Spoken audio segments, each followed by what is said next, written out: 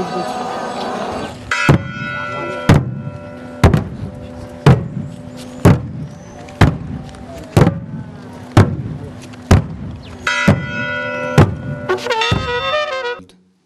قدوس هالو أملاك آمين بكريستوس كريستيان بولد ولد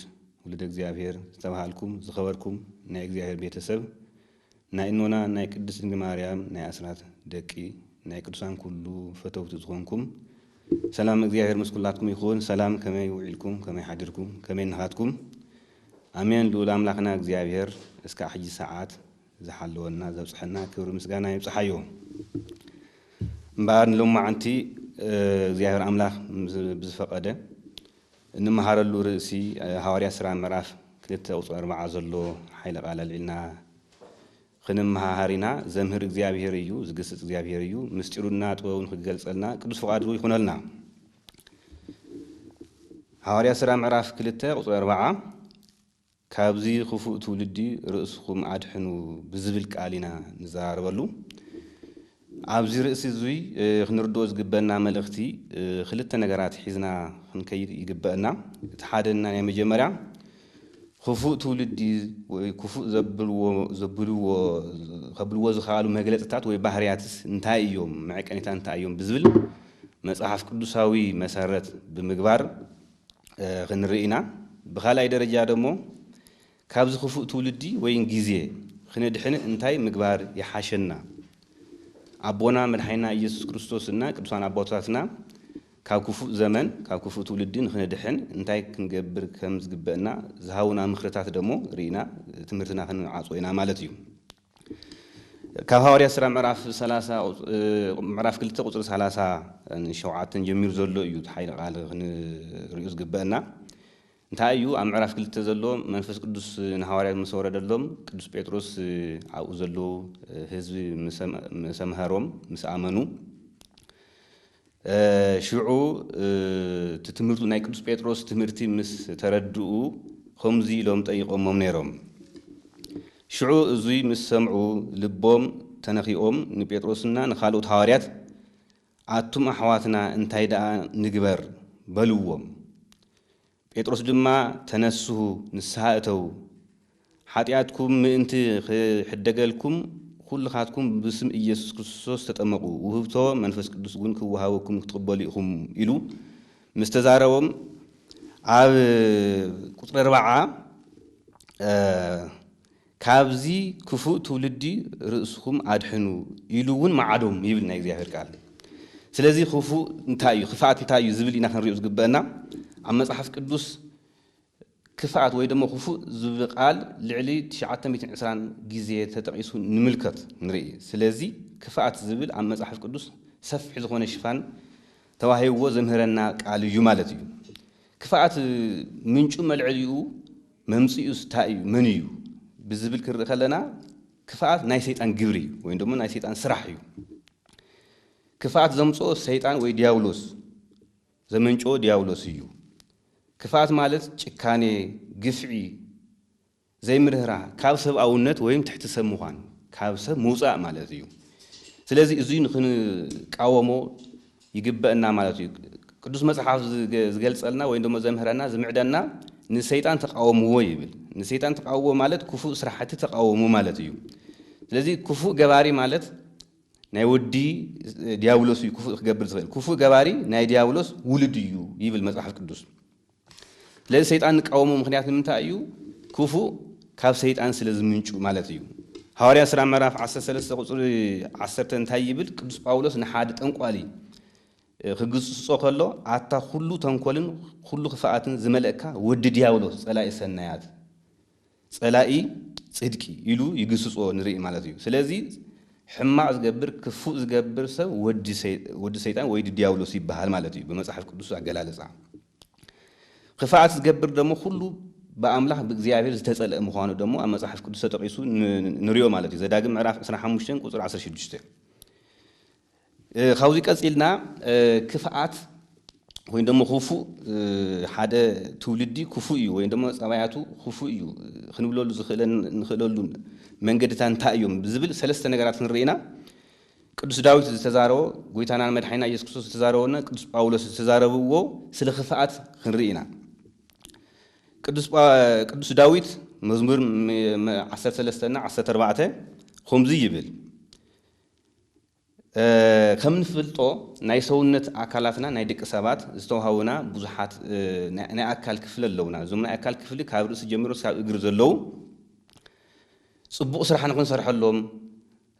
ዝተዋሃቡና መክሊታት እዮም ግን ደሞ ደቂ ሰባት ናብ ክፉ ስራሕቲ ክሰርሕሉ ንርኢ ማለት እዩ እዚ ይርኢ እዩ ቅዱስ ዳዊት ኣብ መዝሙር 13 14 ከምዚ ዝብል ከመ መቃብር ክሱት ጎራኢቶሙ ይብል ጎረሮኦም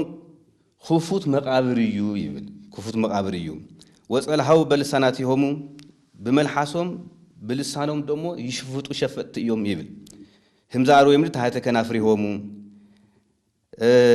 ናብ ትሕቲ ከንፈሮም ደሞ ሕንዚ ዝኾነ መንደላይ ናይ ተመን አሎ ይብል መሪር አፍሆሙ ወሙሉእ መርገመ አፎም ሙሉእ መርገምን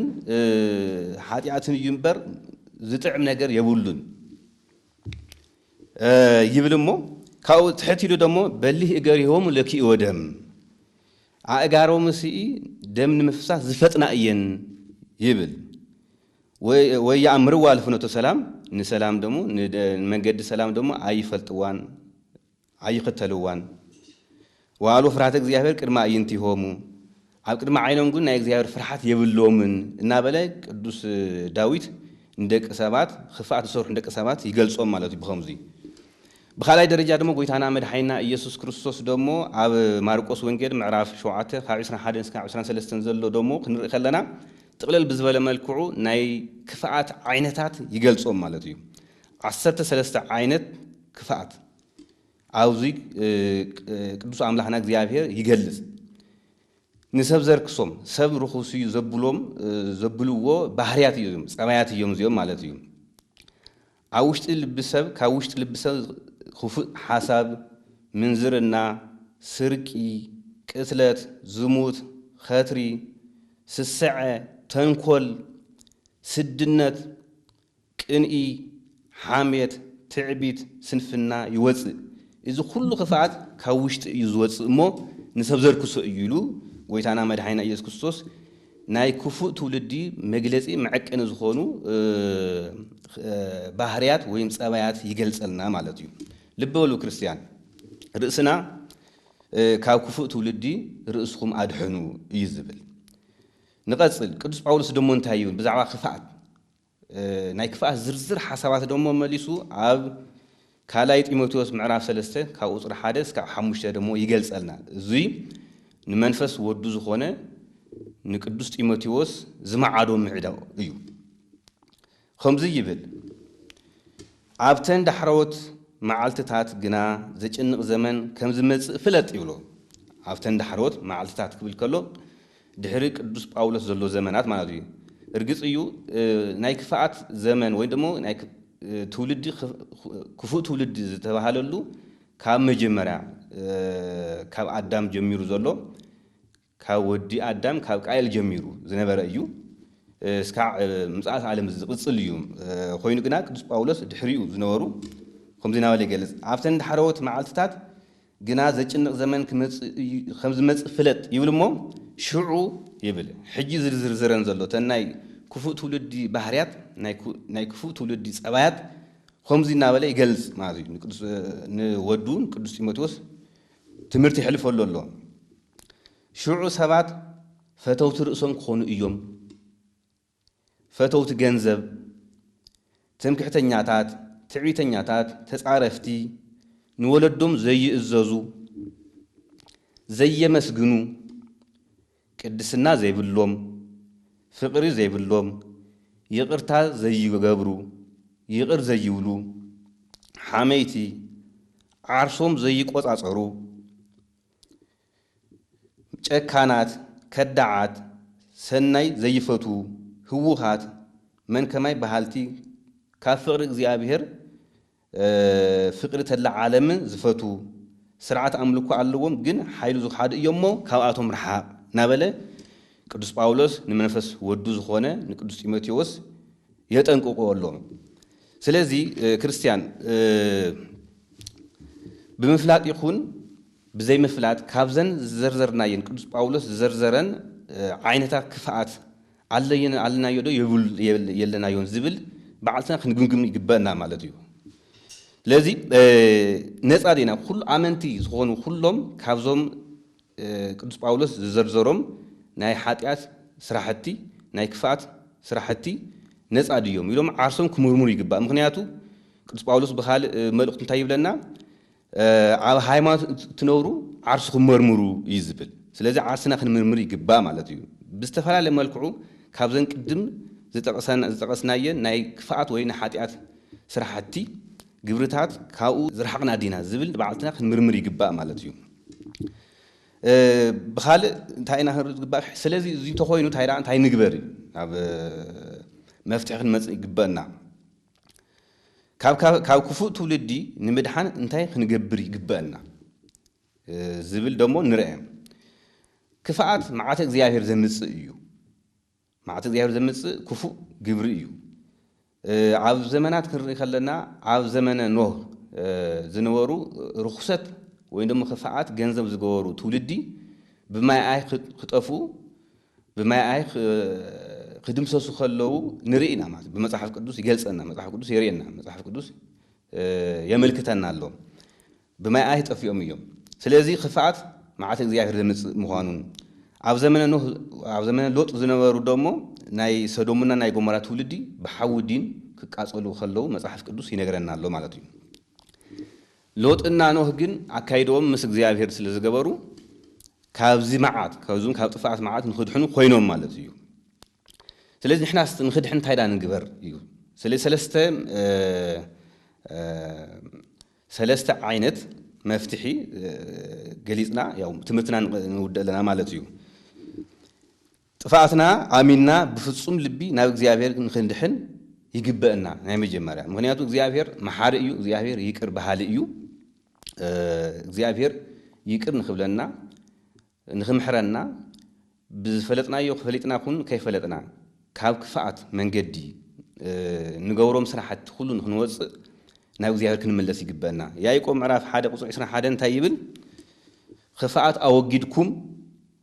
نفسكم أدحنوا يبل كفاءات أوجدكم نفسكم أدحنوا يبلنا الله قالك زيادة دمو سمعوا بيوهنك سمعوا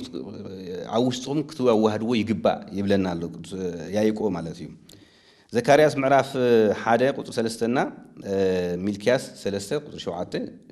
كم يقول كلاي قرنتوس معرف يدش عصا يدش انتهى يبلنا نباي تملسوا أناون نباهم كملسية يبل سلزي بحسير انتهى مالتيو كفاءة نخن دحن كمعات زيادة نخن دحن تحن قبرلنا عصنا نخنوص نسها جنزب نقبرلنا مالتيو نزيو هسكيل معرف عصا شمنت وصري سلاسان حدن تايب لنا نتي زبدلكم بدل كاباخاتكم دربيو يبل حدش لبن حدش منفسن عهاتكم قبرو عاتم بيت إسرائيل لمنتاي تموتو عنس موت حدا اكوا ايفوتون يمو تملسو بهيوت كعا نبرو يبل سلازي እግዚአብሔር ቸር ሩህሩህ እዩ መሐሪ እዩ ኃጢአተኛታት በኃጢአቶም ንኽነሩ አይደልን ተነስዮም ናብ እግዚአብሔር ንኽመጽዩ ድልየቱ ንዑዩ ይፈቅድ ለሃጥ ሞቶ አላ ግባአቶ ይሎም አቦታትና ዘምሁርና ስለዚህ ንስሐ ካሞት ናብ ህይወት እንሻገረላ ምስ እግዚአብሔርን ተዓረቀላ ጸጋ ዝተዋሃበትና ጸጋ ያ ስለ ንስሐ ዘይተዘረበሉ ጊዜ የለን ንስሐ ባህር ኃጢአት ባህር ዝኾነ ኃጢአት እንሻገረላ መርከብያ ናብ መንግስተ ሰማያት ጉል نعرجلا مسالل منفساويت مسالل مخانا خنردا يقبا مالتيو እና ንስሐ ዘይሰብخሉ ጊዜ የለን ንሱ እስመ ቀርበት ይእቲ መንግስተ ሰማያት ኩሉ ጊዜ በወንጌል ማቴዎስ ወንጌል ምዕራፍ 3 ዛሎ ንሱ እስመ ቀርበት መንግስተ ሰማያት ቀሪባ ያሞ ንስሐ እተው ናበለ ቅዱስ መጽሐፍ ኩሉ ጊዜ ይሰብከልናል ኩሉ ጊዜ የምህረናል ንሕና ግን እዚ ገንዘብ ንገብር ይግበና ማለትዩ بخاري درجة كاكفو تولدي ويدم كاكفو جزين خن دحين تاعن قبرلنا زبل حساب تمثيلا كاكفو تولدي مرحقيو مقلال عرسخا مفلاي مالتيو ካብ ገበርቲ ባዓልስና ክንፍለ ይግባእ ማለት እዩ እዙይ ዘምህረና መጽሐፍ ቅዱስ ኣብ ዘፍጥረት ምዕራፍ 12 ካብ ቁጥሪ 1 ጀሚሩ ዘሎ ናይ አብርሃም ህይወት ንምልከት እግዚአብሔር አብርሃም ተፈለጥ ማዝማዲከ ኢሉ ካብ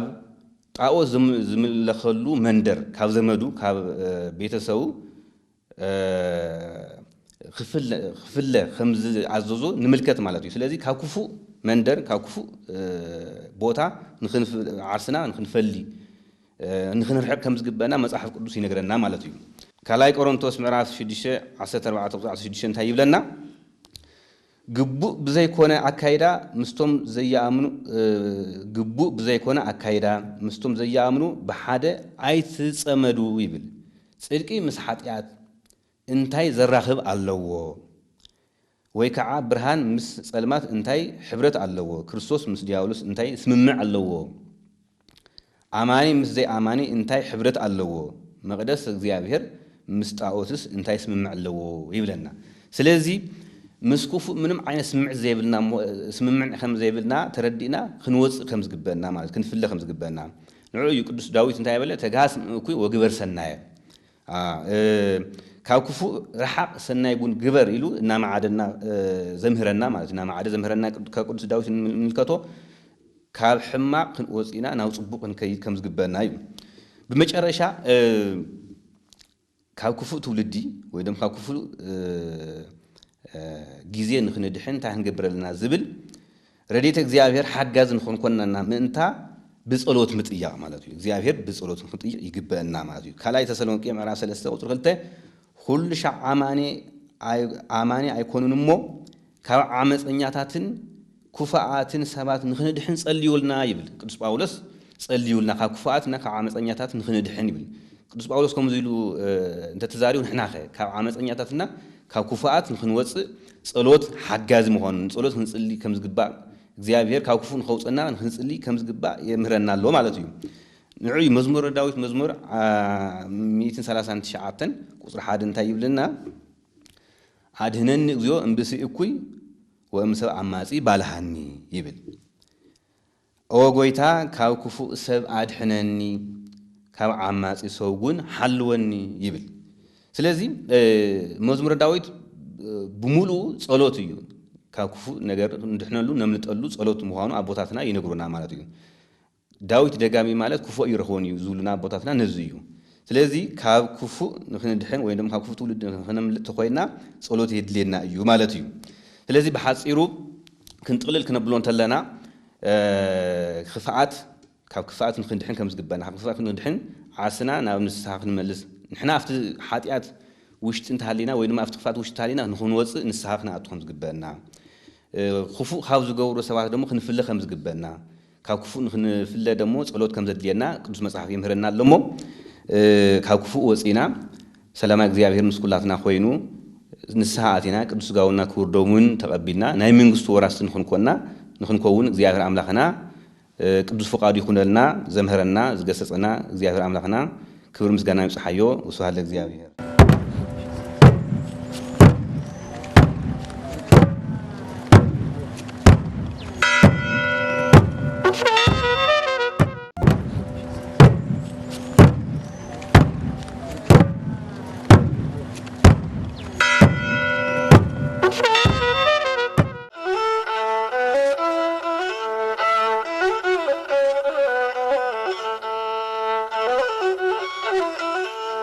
لنا زتخبركم تملكتنا زي بإثيوبيا أرثوذكس تواهدو بيت كريستيان مراخة بحفاش بسمونو ناتدالو زغرو لهم زلو سموناوي مدلاوهم مدب كريستياناوي هيوتيو كم تقول زين قبرو نلمون حزنا لهم زمزانا فلوي مدلاو علو مالتيو زي فلوي مدلاونا دما ناي منفساوي نت ويدما منفساوي سرح انت ايو بفلما خ سرح انت ايو نكرستنا هيوتنا خ سرح نملكلنا انت عينت اجام يمصلنا انت عينت عبيت يمصلنا نابلنا انا صانحت كنغبر ابزي مسانا صانح زغبرو عدم غاشا علونا مالتيو ازوم عدم غاشانا دما لقه غباي يتبارك تكا ناي قدوسات مصحفتي ناي حادثات مصحفتي ناي ترغام ممهر يوم مسانا صانحت كغبرو مالتيو نسخاتهم ون مزيزلنا صانحت حبيركم خمس تصنحو تسفعنا قبرنا ستسنين عقوم نمنا سلام እግዚአብሔር مسخلاتنا يكون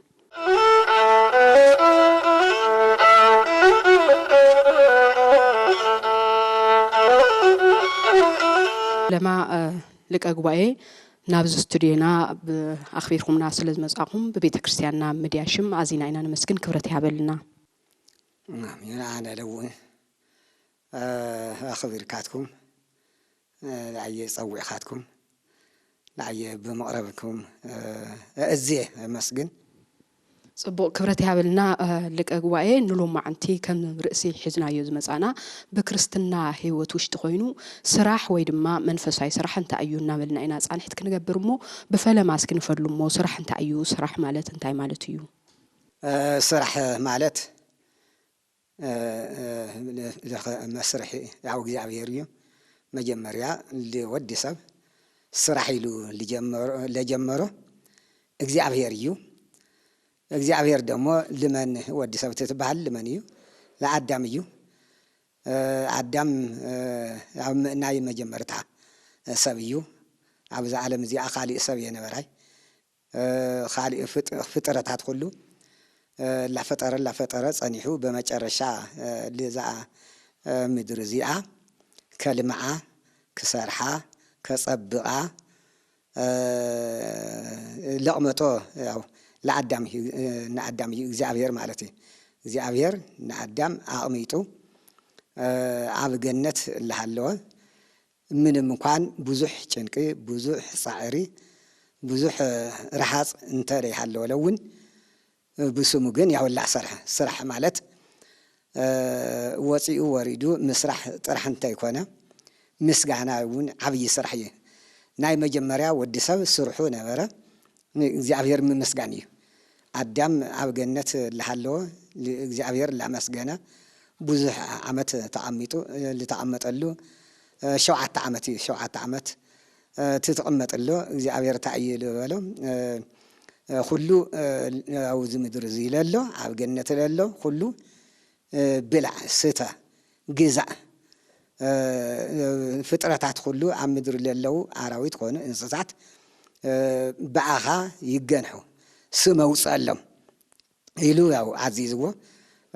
እግዚአብሔር ንአዳም ንጉስ ገይሩ አውዛ ዓለም ዝይቕሚጥዎ አዳም ለቶም አራዊት ስም ላውጸሎም ሳተም ለውን ላውላ ኸዱ ስም ላሰመየ ሁሉ ስም ላሰመየ አውጽኡሎም ማለት ስም አውጽኡሎም ካኡ ግን እንታይ ይልበሎ ካምል ደለኸ ሁሉ ነገር ይበካን አወፍየካን ይኹ ግን ዛ እጽዚያ ናይ ገዛይ ተገዛይ ምልክት ስለሆነት እዚኣ ኸይትበልዕ እዚኣ አንተ በሊዕኻ ናይ ሞት ክትሞት ኢኻ ኢሉ አጠንቀቆ 7 ዓመት ተጠንቀቁ ፈጣሪኡ ላመስገነ ምስጋና ማለት ናይ መጀመሪያ ስራሕ እዩ ናይ መጀመሪያ ስራሕ እግዚአብሔር መስጋኒ ለወዲ ሰብ ተፈጠረ ማለት እዩ አብ እግዚአብሔር እስራኤል ኸልተይ ፍጥረታት ትተፈጠርሎ ተም ኸልተ ወገን ማለት ተፈጠሩ ኸልተ ወገን ለፈጣሪዮም ከመስግኑ አመስግነምውን ክብር ኸግኒ እዩ እግዚአብሔር ለፈጠረም እዚአቶም ለውን ሰብን መላእክት እዮም ቱ ሰብ ካም መላእክት ኮይኑ አብ ገነት 7 ዓመት ላመስገነ ብዙሕ ተይወፀ ተይወረደ ተይደኸመ ተይለፍዐ ትተቀመጥሎ በመጨረሻ አው ሰይጣን በተመን ሓዲሩ አስሒትዎ ክበልዕ ማለት እዩ እፀ ገነት እፀ በለስ ክበልዕ አስሓቶ ብምኽንያት ቱ ተመን ለሔዋን እንታይ ኢልኩም ኢሉ ጠይቕዋ አይ ሁሉ ብልዑ ኢልና እዛ እፀ በለስ እዚኣ ግን ናያትኩም ምልክት ስለለኾነት ከይትበልዑ እንተበሊዕኹም ናይ ሞት ክትሞቱ ኢኹም ኢሉ አዚዝና ኢላ ትመልሰልላ አይ እግዚአብሔር ፈሪጥ እዩ ምስኡ ምእንቲ ከይትመዓራረ ምስኡ ትኽክል ከይትኾኑ ኢሉ እምበይ ከይትሞቱ ሓዚን ኢልኩም ይኾነ እዚኣ ተበሊዕኹም ኩሉ ይግለጸልኩም እዩ ኩሉ ክግለጸልኩም እዩ ክፉእ ጽቡቕ ክትፈልጡ ኢኹም ኩሉ ምእንቲ ክግለጸልኩም ዚኣ ብቶሎ ምብል ኣለኩም እንዲያውም بفتنة مبلع علىكوا استقبلي أخي لعدم اختبل عيالكوا يلو لهوان أمين واسالون أو مسيل وا ختبل أو شكولا بلي عند جنا لعدم بلي أتوخاو كافت جنة ياو وسمالتي عدم كاو أوسيوم السرح مالت انجدي عفت جنة نبرة السرحي لافت عالم زيل ورده من دير فايد الورده السرح اللي وين خاينه لمن تاي تي عاد خامني السرح اللي علو دي خام ينبري عف جنة اللي علو دي خام ينبري وصاورد ينبري طميت ينبري عرقان ينبري قري ينبري ازي كل ينبري لام مدر فايد بالورده جن بزح شجر جاو قطيمو تعرقان تفليتو تو رحب سمئي تفليتو كل صاورد تفليتو معناتي تايلو لاوز كم وراد القادم رقمتا تكون بانتعك مدري باخا مخنيات ترجم ايا عشاو توكل باخا مخنيات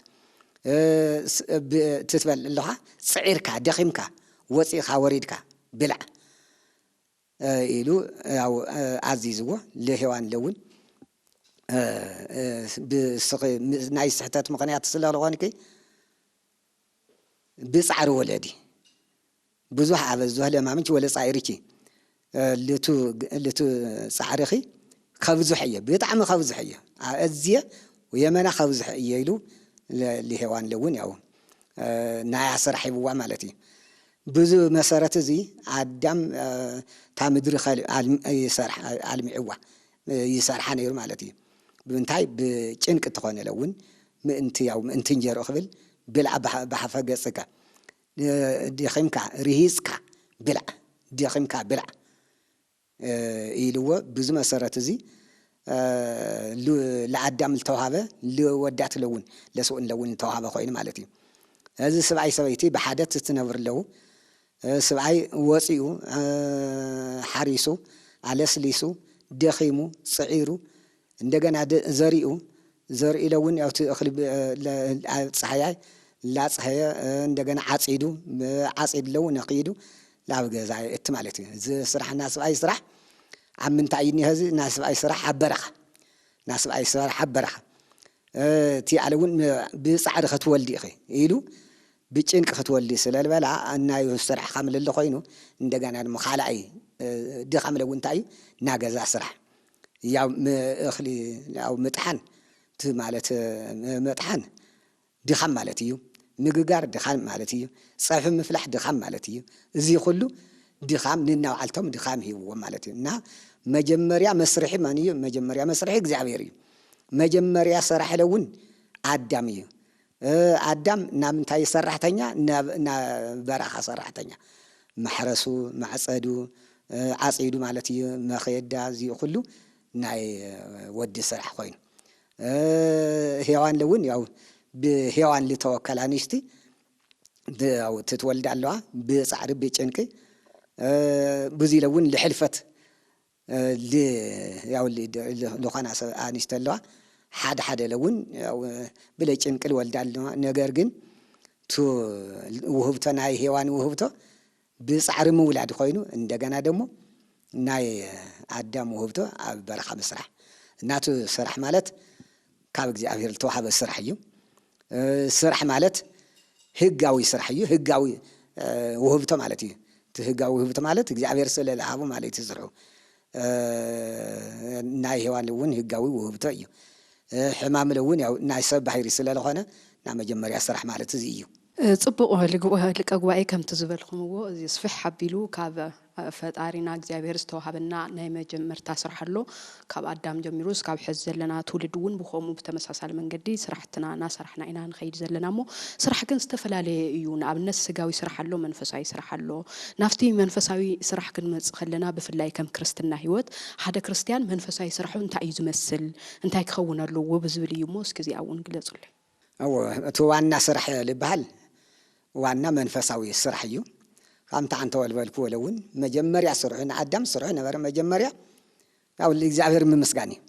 الاغزابير لا مسغنه يقمط نيرو كافت سحتت الدحري ناي سغاوي سرح لبزع ካብ ስሕተት ልድሓር እምበይ ቅድሚ ዋና ስርሑ ነበረ ንኣዳም ስርሑ ነበረ ያው ምምስጋን እዩ ኣዳም እንታይ እዩ ስርሑ ነበረ ለእግዚአብሔር ምምስጋን እንታይ ዓይነት ከም ምስጋና የመስግን ነይሩ ምስ መላእክት ማዕረ ኮይኑ መላእክት እንታይ ምስጋንኦም እንታይ ከመይ ገይሮም እዮም ለመስግኑ መላእክት 24 ሙሉእ ብላይ ዕረፍቲ ቅዱስ ቅዱስ ቅዱስ እግዚአብሔር ጸባኦት ፍጹም ሙሉእ እግዚአብሔር አሸናፊ እዩ ሙሉእ እዩ ላበሩ 24 ሰዓት ያው የመስግኑ ነይሮም ናይ ኣዳም የመስግን ለው ማለት እዩ ሻዕ ዝለውን የመስግን ነይሮም ህዝቡን የመስግን ለው ለወደፊት ለውን ናይ መላእክት ስራሕ እዚ እዩ ናይ ኣዳም ስራሕ መጀመርያ ስርሑ እዚ እዩ ነይሩ ያው ካብ መላእክት ኮይኑ ምስጋና ማለት እዩ ብዙ ዓይነት እዚ ዳውዚ ላምና እግዚአብሔር ስራሕ ለፈሩ ለማንዮም ፍጹማን ጻድቃን ልኾነ ማለት እዩ ካብ መላእክት ፍጹማን ልኾነ 24 ልኸመስግኑ ሰባት ትኾኑ ስጋውያን ሰባት ትኾኑ ካብ መላእክት ኮይኖም ስጋውያን ትኾኑ መንፈሳውያን ኮይኖም ምድራውያን ትኾኑ ሰማያውያን ኮይኖም ከም መላእክት ለመስግኑ ድመንዮም ፍጹማን ጻድቃን ልኾኑ ማለት እዩ ህፃናት ውን ካምኡ ካም ኣዳም ኣብ ማህፀን ኮይኖም ልክ ኣዳም ኣብ ገነት ለመስግነ ነበረ መላእክት ጽመን ህፃናት ለውን ያው የመስግን እዮም ካብ ያው ካብ ድሕሪ ደሞ ካም ኣዳም ለመስግን ልመን እዮም ነብሳት ና ነብስ ስራሕ ና ነብስ ስራሕ ምስጋና ና ስጋ ስራሕ ያው ስጋዊ ስራሕ እዩ እዚታ ነብስ ኣብ ገነት ብልከደት ልክ ካም መላእክት ልክ ካም ኣዳም ኣብቲ ገነት ብል ነበረሉ ግዜ ማለት እዩ ህፃናት ውን ማህፀን ኮይኖም ፈጣሪ ብል ፈልጦ ፈጣሪኦም ብል ገለጸሎም ኣብ ኮይኖም የመስግኑ ልብል ቃላት እንዮ ስለዚህ ና መጀመርያ ስራሕ ያው መንፈሳዊ ስራሕ እዩ ምክንያቱ ያው ስጋዊ ስራሕ ካብ ስሕተት ልድሓር እዩ ያው ተገለጸ ሞት ውን ልመጸ ካብ ስሕተት ልድሓር እዩ ስለዚህ ስራሕ ልባል በአንደኛ ደረጃ መንፈሳዊ ስራሕ እዩ መንፈሳዊ ስራሕ ማለት እግዚአብሔርን ምስጋን ለተማሃሩ እግዚአብሔር ከመስግኑ ትምህርት ለውን መንፈሳዊ ስራሕ እዩ ምእመናን ለውን መንፈሳዊ ስራሕ ያው ምጽዋት ምቁራብ ያው ምስጋድ ንስሐ ምእታው እዚ መንፈሳዊ ስራሕ ይባሃል እና መንፈሳዊ ስራሕ እናባዕለሎ ማለት እዩ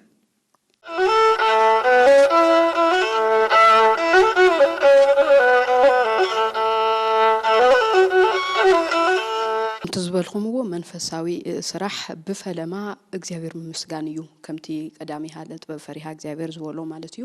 ካብ ቀጽሉ ከዓስ ተፈላልዩ ትርፋት አለው ንኣብነት ቅዱሳት አቦታትና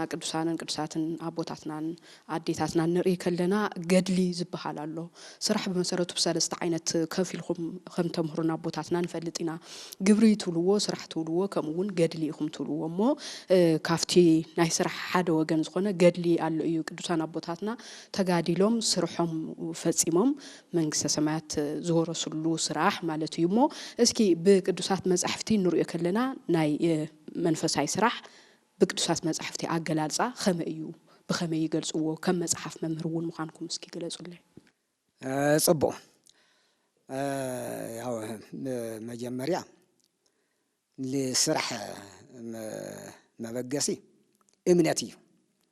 እምነቲ ተመጀመሪያ ስለዚህ እግዚአብሔር ለአዳም ለአብርሃም ተጽዋዕሎ ላበየ ለኸድ ለይፈልጥ ዓዲ ለምታይ ኸዲሉ የተጠራጠረ እሺ ይሉ ኸይዱ ለእግዚአብሔር አግኒዎ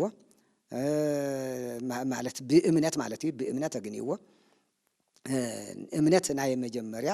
ያው አብርሃም የተመጀመሪያ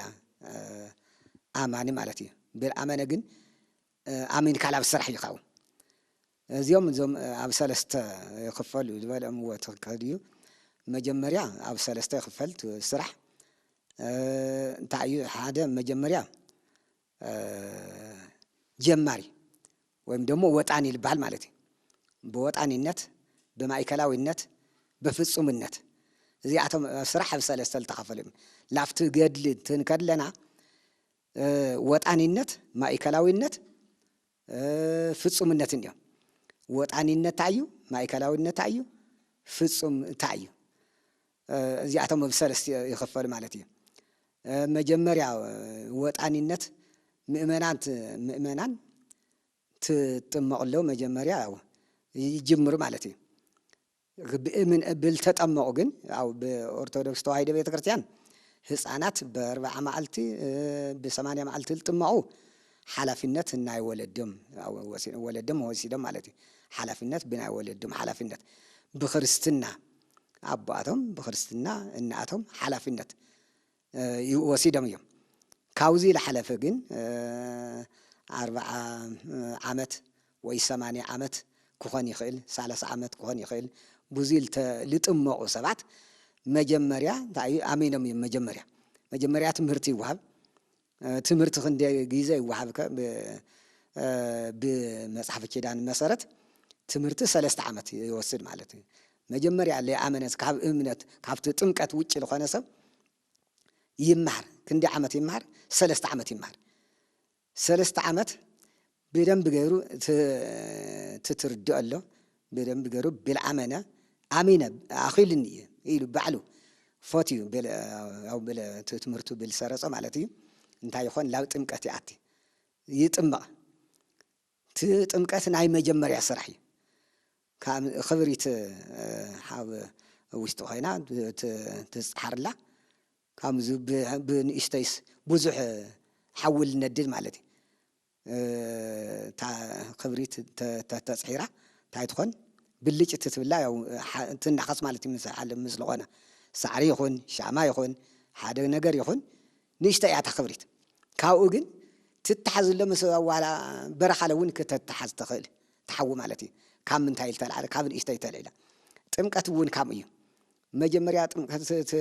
تتمقله بين إشتاي اللي جمر كاوجن بمن تاي يسفح بوت عن النت يسفح مالتي بوت عن النت يسفح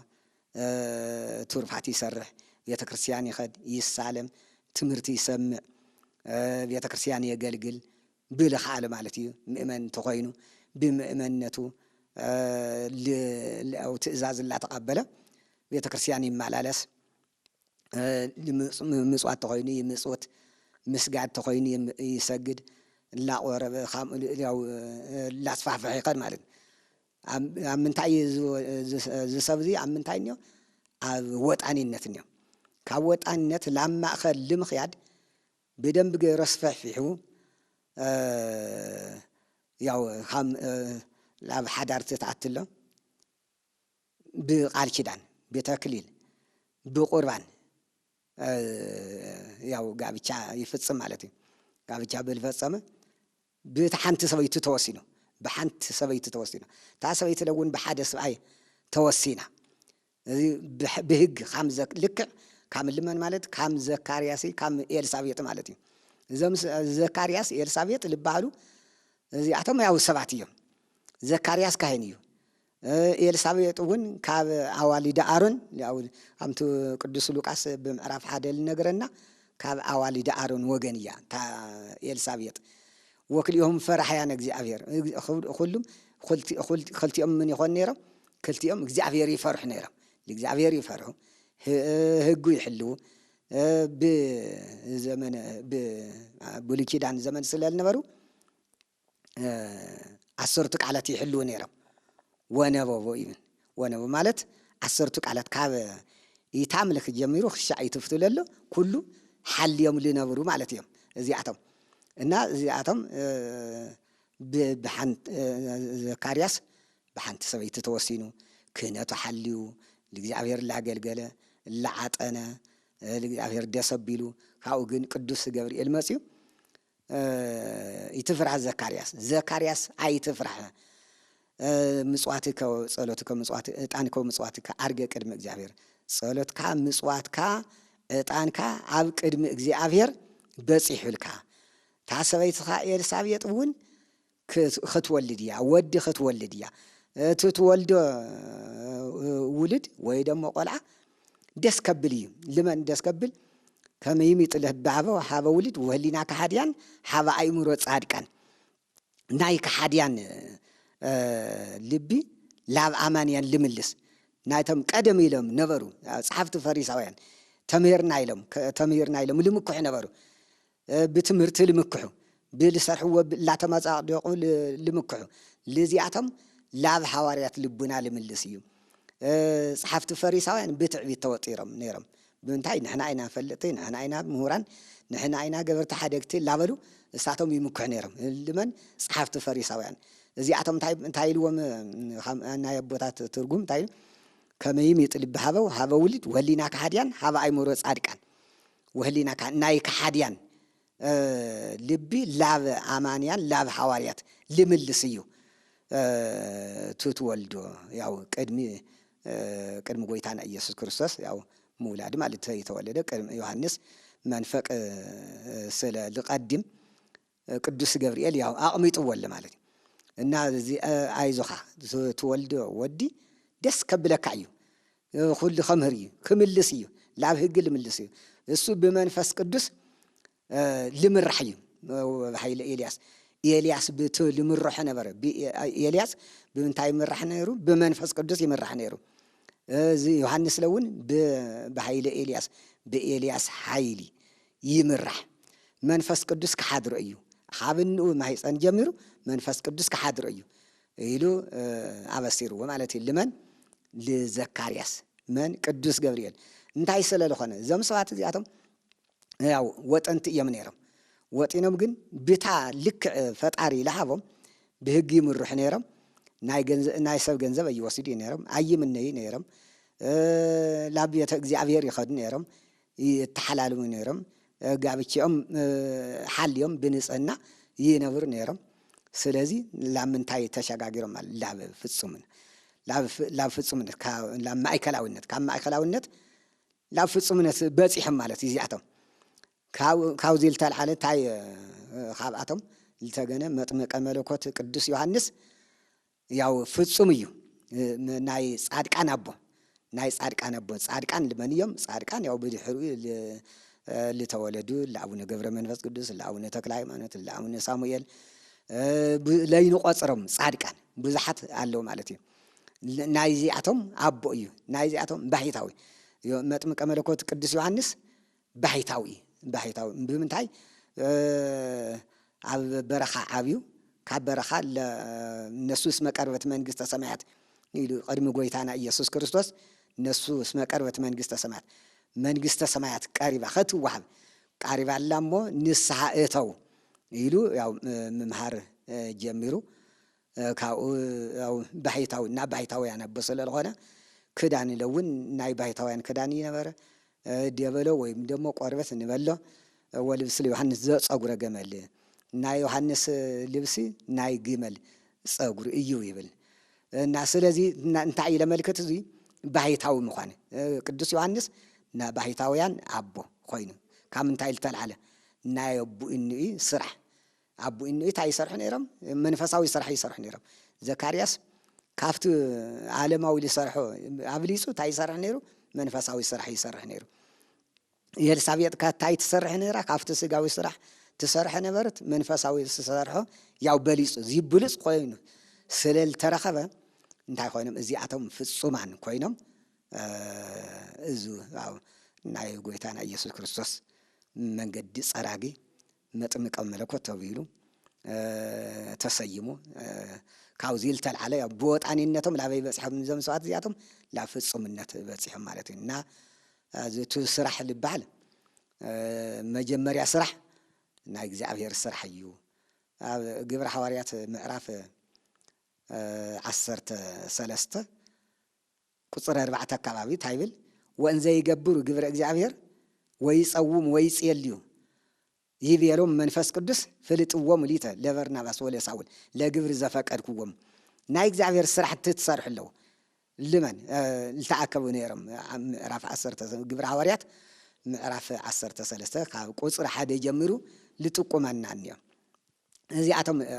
ካብ መንፈስ ቅዱስ ሙራድ ልድሕር ካብ ቅዱስ ጳውሎስ እምነት ልድሕር التأكبوا سبات ناي እግዚአብሔር ስራሕ ላሰርሑ ላለው መንፈስ ቅዱስ አው ዘም ሰባት ዚያቶም ያው ይዝርዝሮም ስምዖን በርናባስ ስምዖን